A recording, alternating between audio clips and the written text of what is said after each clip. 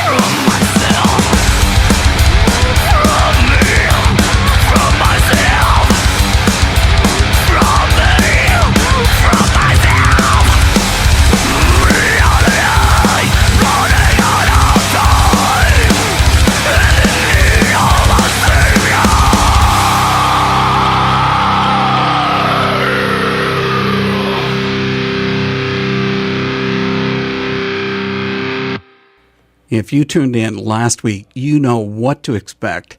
This is round 2 of The Antidote's look into Christian metal from India. I'm Dave Hawkins, and thanks for joining in. On that last episode, we met with the band Still Status, and the show also included music from a bunch of artists who call India their home.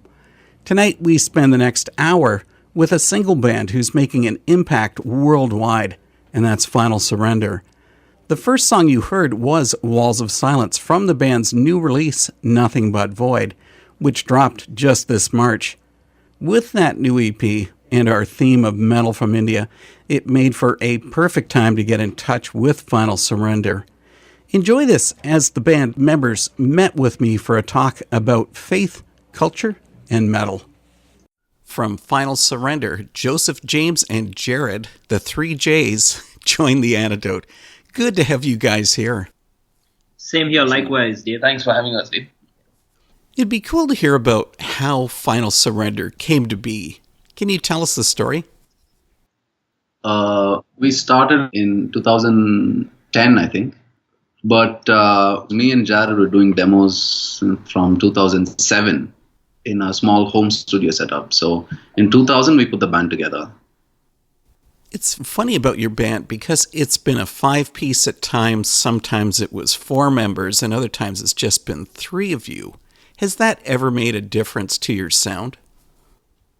Well, we try to keep the sound pretty consistent because the way music came to life in this band was not by necessarily the band members in itself. It was a sound that me and Joseph were working towards when we were doing our demos. So this was a project called Joe Fred Project. Like, we started off that way when we dropped out of college, and we just wanted to do music, and it was just me with a guitar in a space and Joseph penning down his lyrics to the tunes. And eventually the band was birthed from there. So then we had James join in, and we had a bunch of members swap out and in, and eventually the sound came to what it is now. What's funny is that when we started, we knew where we were going with the sound of the band. So it's not necessarily to be what had happened in a jam room necessarily. You didn't waste any time between having the band start up and actually putting out your first release, The Expanse, because that also came out in 2010. That was primarily because we had the songs already and we didn't have a band. We had like easily 50 to 60% of the songs down. So then we got the other members and they all added their own flavor to the songs, and then we just pulled out. You recorded that release through your home studio? Yes. It was a studio that me and Judah owns. Like, we are brothers. So Joseph and James are brothers.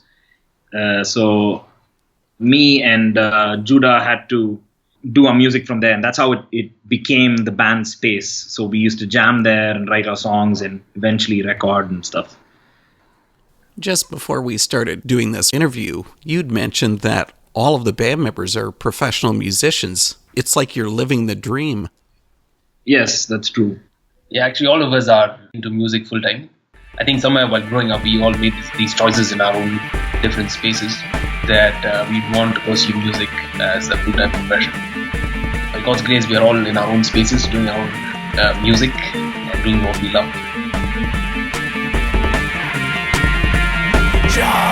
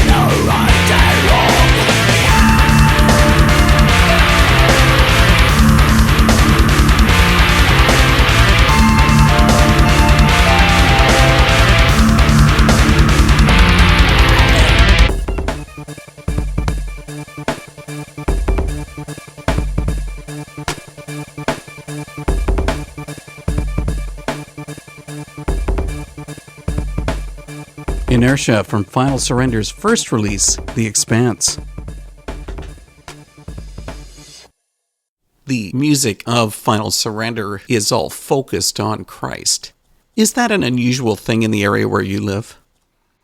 I think that's. I think people normally, when we say we're from India, they normally think, "Oh, you're a Christian metal band from India. Is it very difficult for you guys?" It's not really that bad. In some parts of India, it is bad, but the place where we are, the place we're from, it's not that bad. And I think the whole point of expressing ourselves, every band has their own things to sing about. Every band has their own music that they do. They have something about it. And I think it's really about what we want to express through our music. Instead of tagging it down to if it's a Christian band or if it's a, non-Christian band or if it's a secular band. Here where we are, everyone is doing their own music, expressing themselves the way they would want in their own bands. So then the music scene in Bengaluru has been accepting of artists like Final Surrender who bring Christianity into their music? Yeah, very much, very much. The church has supported us. The audience have really enjoyed our music. And the support, is that coming from Christians or is it coming also from people enjoying mainstream music? From everyone, actually. From the church, from the people who are not in the church. A big chunk of our fan base is usually people from outside the church. Yeah, we really enjoyed good support. As much as we were kids coming out of college and growing into our own musical spaces and the drive that we had, I felt that music is this tool that we worship God with, and He's given it to us, and we need to be pretty sure of what we're doing, whether it's the style of music or the lyrics that we write. And somehow God's blessed me with the brothers in the band that we could do this, and He's good. So in turn, the music turns out to be good. It doesn't surprise me that people like what we do, and it's not the case most of the times, but it's surprising how it goes down to people that we never expect to receive our music like the way they do. And that puts a smile on our face to know that music is powerful, and that's what pushes us back to keep doing this. What's been really interesting about Final Surrender is that you guys have been able to change from just being a local band to having an international fan base. How difficult was it to make that happen? Well, I think we just wanted to be consistent and do the things that we were doing. And, I think it's every band's dream to make it big and have an international fan base. It was not all so much of sweat and blood as it seems. I think it was definitely God's favor and in His time that things turn out the way they are. And we know we have a long journey to go as well. This is probably just the beginning. But is that common for a Christian band to become popular outside of India? Not really the case. I mean, I love the fact that these questions have answers that need to be honest.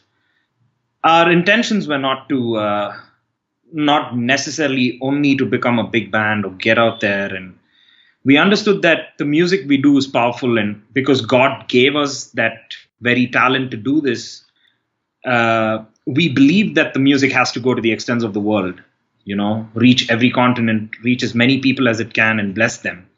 So with that comes responsibility, and with that comes direction, because I believe when you set out to do God's work or you understand the plan, He tries to show you what you need to do and how you need to do it. It's up to you to do that the way He expects you to do it. And I wouldn't take credit for that as much. It was not a very sweaty experience. Of course, we worked hard for it, but we're learning to do that. And we always focus on that to keep God first in this, because it's not a magical thing to say if you're a Christian band, you'd get out there and God's just going to drop a bag of dollars your way. You got to work. There are challenges that come with it, especially when you enter the international market. They're not looking at you like a Christian band. They're looking at you like a band that performs. So you got to have good music, and we have tons of international Christian bands that have inspired us to do this, and they never seem to amaze the fact that they do this perfectly in the technical side of things, or at least keep pushing that level up every time they do it. But in our case, it so happens to be that we guys have had God taking us to the right people, like even getting out there or having fans from all around the world message us, and we can connect and know their side of the story, through the music that we did. And that's the bottom line. Hi guys, this is Joseph. This is James. And this is Jared. We're Final Surrender, and you found our music on The Antidote, hosted by the amazing Dave Hawkins.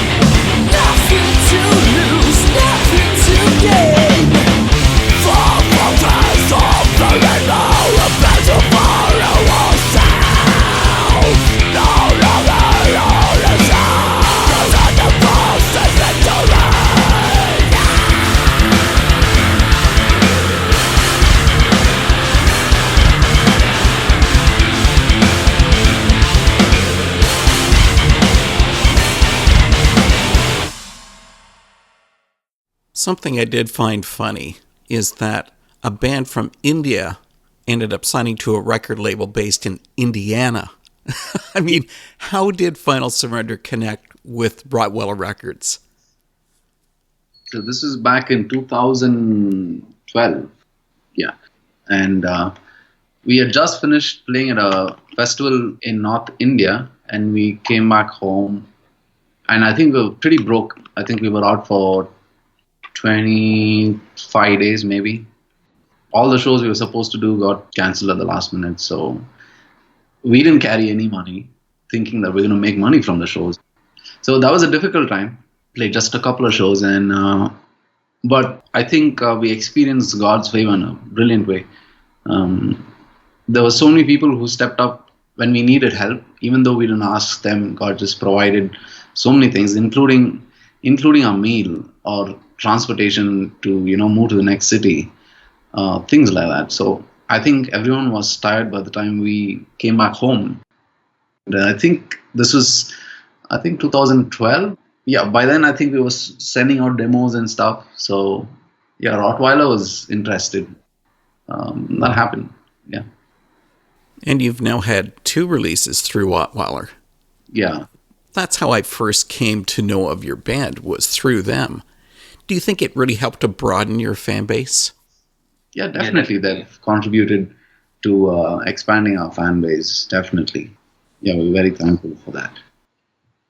I guess we all know that metal is universal, but how much of an influence have North American and European metal styles been on Final Surrender's sound?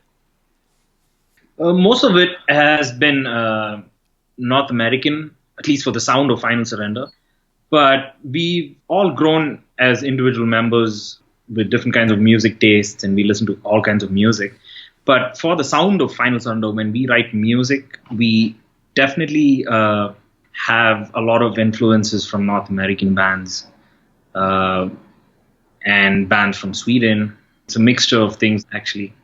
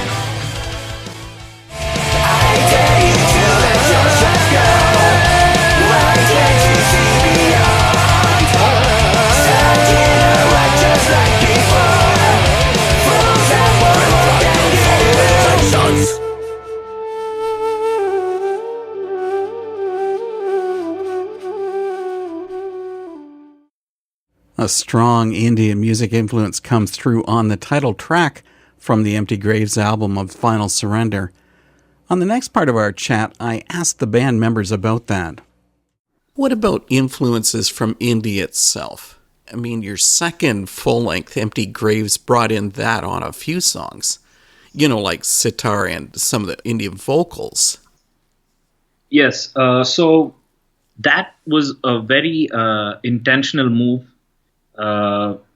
Since we've grown up in India and we've listened to so much of Indian music, we guys are not trained to be professional Indian musicians in the sense to say we don't play Indian instruments.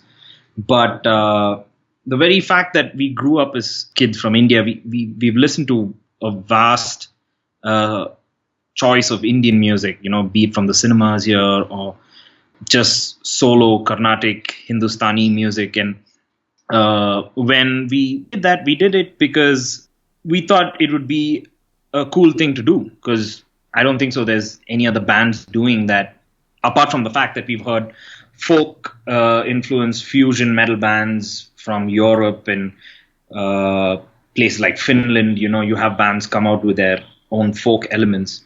But we felt that also with the songwriting that we had for that album, this would be very musical to incorporate. And we had some of the best musicians, some of the best ensembles from India come and be part of this through the recording process. Also had my dad, who's been in the music scene for about 40 years and music directed in a lot of movies here, who could help us orchestrate the music or arrange that style, because it still has to be done in a certain way. It's just not a bunch of authentic sounds, but it's also music. So we had to incorporate that and honor that the way it needs to be done. So, but then it eventually turned out great, because it started to come together. And then we had Rocky Gray, who's the guitar player for Living Sacrifice and was the ex-drummer for the famous band Evanescence. And he produced that record for us. And that was our first record with Rocky. So we gave it our all, whatever we could do to make that record impressive. And, we've had mixed opinions about it. But I always believed that was a powerful record, not because of the Indian sounds, but because of just the fact that we could step out of our comfort zones and go the extra mile in everything we did.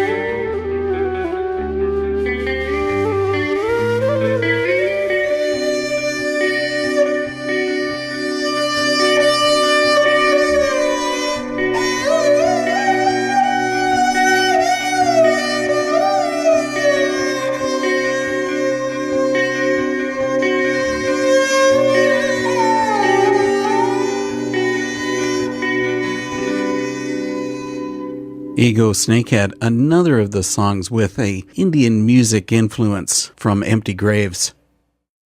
And now with your new EP, Nothing But Void, you have dropped those Indian influences. Yes, that is again also because I understand that that record did not need that. I mean, we didn't want that to become our sound. We just did it because Empty Graves, when the band was writing it, I felt that we needed that. Not that Nothing But Void cannot have it, but maybe it's not a necessity all the time. We let the music show us the direction most of the times, you know. Like, what does the song require? It shouldn't be like a formula. Like, we decide and say, okay, this is the style we're going to incorporate because this is cool or something like that. We let the song, you know, speak for itself and add what's necessary to the song. It's been quite a gap between Empty Graves, that was 2013, and now Nothing But Void, 4 years later. What's been happening with the band in the meantime?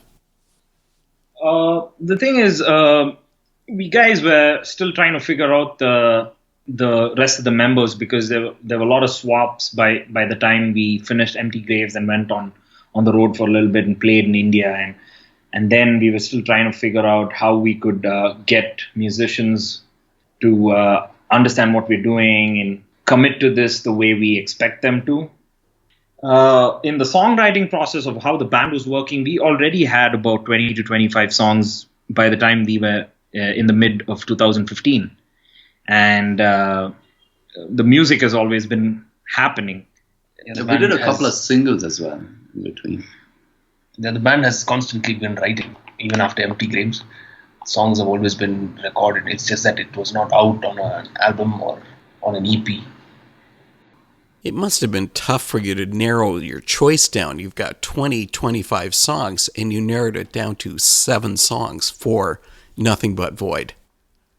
Yes. In fact, from the time we started writing for Empty Graves, it's always been like that. In fact, Empty Graves was filtered down from 30 songs to 12, which is quite a task to do. I can guess. And some of those songs that didn't go on that album birthed to be what it is today, Nothing But Void. Some of them. But that's how it is. I mean, like, we just love doing music, and you're always bound to write. You're not writing a song because you want to do an album. You write songs, and that's what becomes the album. So all of us are good musicians, and though there's a way that Final Thunder works, most of the production work I take, and Joseph conceptualizes the lyrical concept. But we always have room for everybody to fit in, you know. James is a good songwriter. You know, we had Sanjay who did amazingly well in the previous records, but it's always been the joy to create, and we never stop doing that. Because we always believe the moment we slip in a formula, it's always going to go downhill from then. So we try to keep things very organic, even though we do most of the writing in a certain way with production ideas that I would lead to. Initially, our songwriting would happen on a laptop, and then we would take it to a jam room. But there is a sense of being organic even in those times. I do find Nothing But Void quite interesting, and it includes a song called Tear Down the Walls. It talks about breaking out of a meaningless life. So what about taking that to you guys on a personal level? What's been the biggest struggle for you?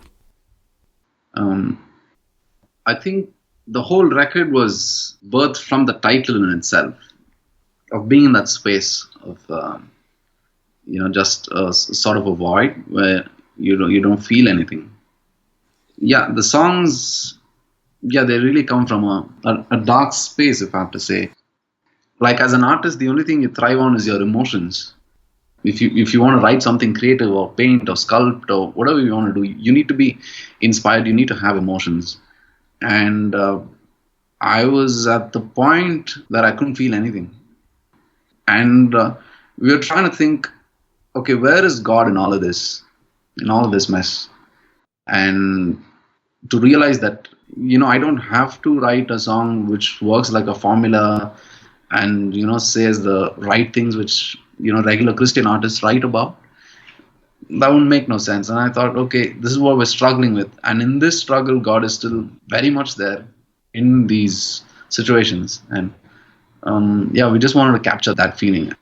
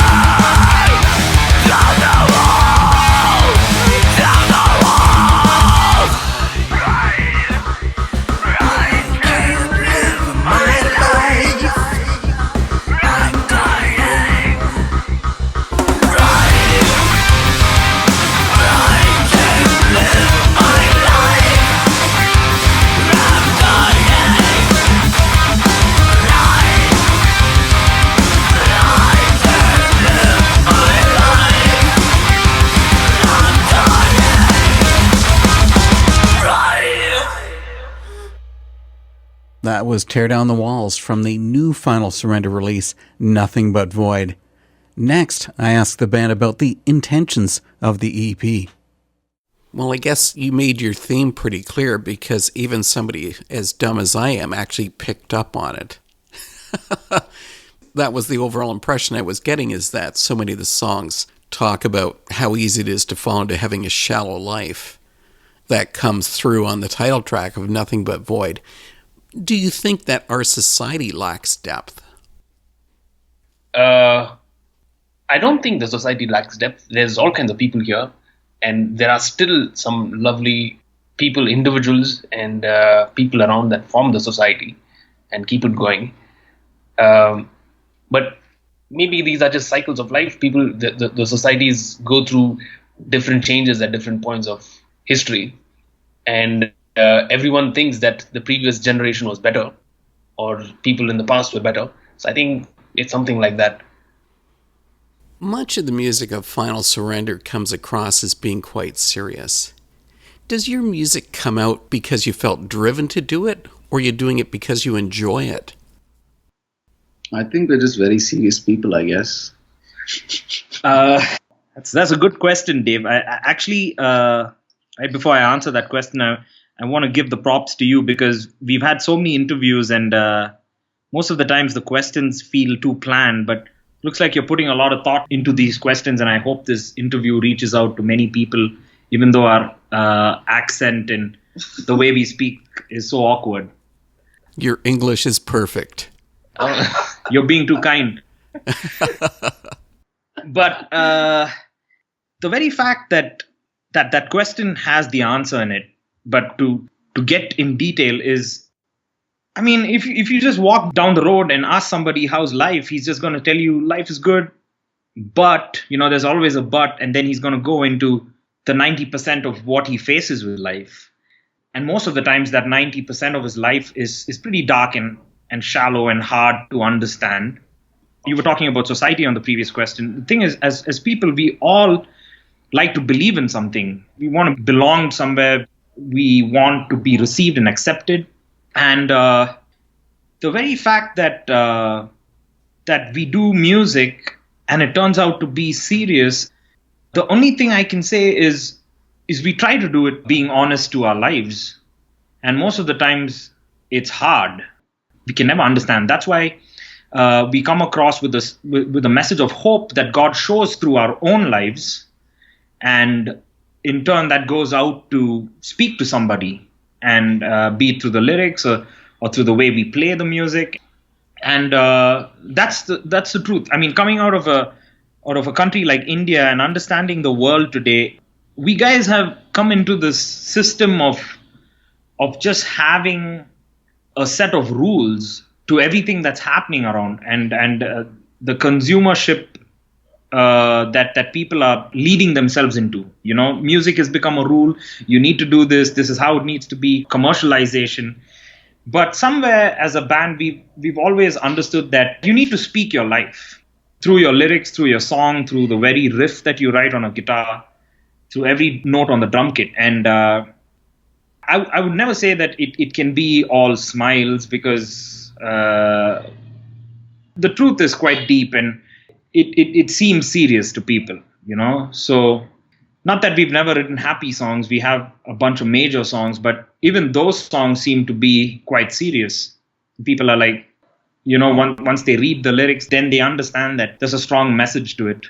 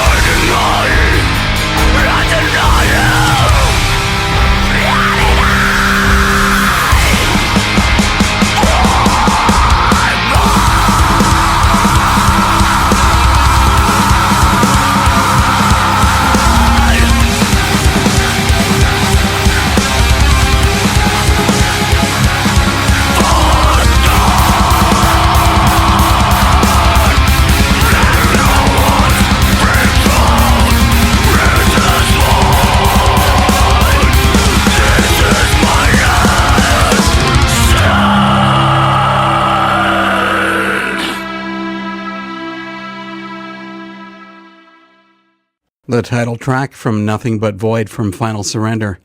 You know, I've really been getting into so many of these Indian artists, and that's why I decided that I just couldn't stop this theme without pulling in a third show. No interview, just a lot of great music from bands like Shofar, Duetstone, Chaotic Years, Strange Origin, Magdalene, and a few others. Now, if you missed the first part of this series, you can go and download it through the Antidote podcast on iTunes, the Antidote website, and you can also find it on YouTube. For now, let's get into the final part of our conversation with Final Surrender and the song Failing Structures, and we'll see you next week. Why don't I try to lighten things up a little bit here? Yeah. Maybe I'll be creating an argument, because this might be a contentious point. Okay. I've spoken with bands from Shillong who claim that their city is the rock and metal capital of India. Now, with Final Surrender is from Bengaluru, and I've also seen that city being described as India's rock metal capital. So, who's right?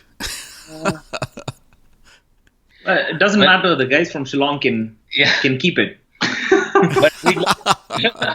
But we like to believe we have all the fun here. So, yeah. The thing is, we always strongly believe that it's fun playing in the Northeast. You know, the people there are really into the music, and but I would still say Bangalore, being a cosmopolitan city, one of the cities that have a lot of access to education, and it's got its sense of knowing music and art, and people know what they're driving towards. So the crowd is smarter in Bangalore. But music is always being received everywhere in the country. So it's not about really who's the capital, you know. Yeah, the crowd is more versatile here, I think. I mean, we have so many different types of bands. Yeah. So. Well, this is great. So now all those guys can come and hate on you for saying all of that. It's been great having you here on The Antidote and sharing about Final Surrender. Thanks so much for coming. Thanks, Dave. You can always hit us up anytime. It's good to connect from the other side of the world.